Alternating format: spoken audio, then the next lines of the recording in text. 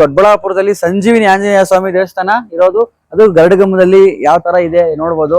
ಅವಾಗ ಇದು ದೇವಸ್ಥಾನ ಅಂತ ಇರ್ಲಿಲ್ಲ, ಬರೀ ಕಂಬ ಇತ್ತು.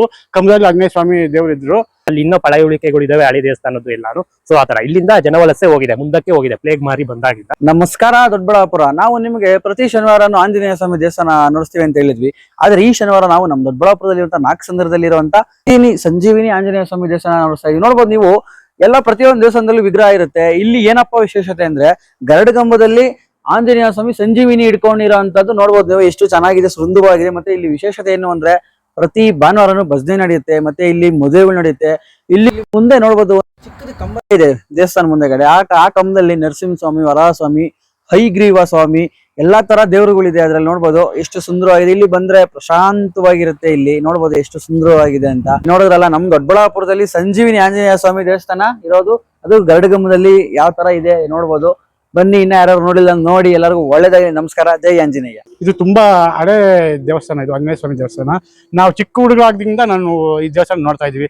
ಇಲ್ಲೆಲ್ಲ ಬರೀ ನೀಲಗಿರಿ ತೋಪು. ಅವಾಗ ಇದು ದೇವಸ್ಥಾನ ಅಂತ ಇರ್ಲಿಲ್ಲ, ಬರೀ ಕಂಬ ಇತ್ತು. ಕಂಬದಲ್ಲಿ ಆಂಜನೇಯ ಸ್ವಾಮಿ ದೇವರಿದ್ರು. ಆಮೇಲೆ ಬರ್ತಾ ಬರ್ತಾ ಜನಗಳಿಗೆ ಸ್ವಲ್ಪ ಇದು ಆದ್ಮೇಲೆ ಈ ಗುಮ್ಗಟ್ಟ ಕೃಷ್ಣಪ್ಪ ಅವರು ಅನ್ನೋರು ಸ್ವಲ್ಪ ಜೇವಿನೋರ್ದಾರ ಮಾಡಿ ಎಲ್ಲಾರನ್ನೂ ಸ್ವಲ್ಪ ಒಗ್ಗೂಡಿಸಿ ಈ ದೇವಸ್ಥಾನ ಕಟ್ಟಿಸಿ ಪೆಂಡಲ್ ಹಾಕ್ಸಿ ಹನುಮಾನ್ ಜಯಂತಿಗೆ ತುಂಬಾ ಚೆನ್ನಾಗಿ ಇದು ಮಾಡ್ತಾರೆ. ಪ್ರತಿ ಭಾನುವಾರ ಅವರೇ ಪ್ರಸಾದ ವಿನಿಯೋಗ ಮಾಡಿಸಿ ಸ್ವಂತ ಮನೆಯಲ್ಲೇ ಮಾಡಿಸಿ ಅಲಂಕಾರ ಮಾಡಿಸಿ ಪೂಜೆ ಇದೆಲ್ಲ ಅಭಿವೃದ್ಧಿ ಪಡಿಸೋದಕ್ಕೆ ಮೂಲ ಕಾರಣ ಕೃಷ್ಣಪ್ಪನವರೇ. ಹಾಗೂ ಒಂದು 200 ವರ್ಷದ ಇತಿಹಾಸ ಇದೆ. ಒಂದು ಏನೇ ಸಮಸ್ಯೆ ಬಂದು ಇಲ್ಲಿ ಬಂದು ದೇವ್ರಿಗೆ ಅರಕೆ ಹೊತ್ಕೊಂಡವ್ರೆ ಎಲ್ಲರಿಗೂ ಒಳ್ಳೇದಾಗುತ್ತೆ.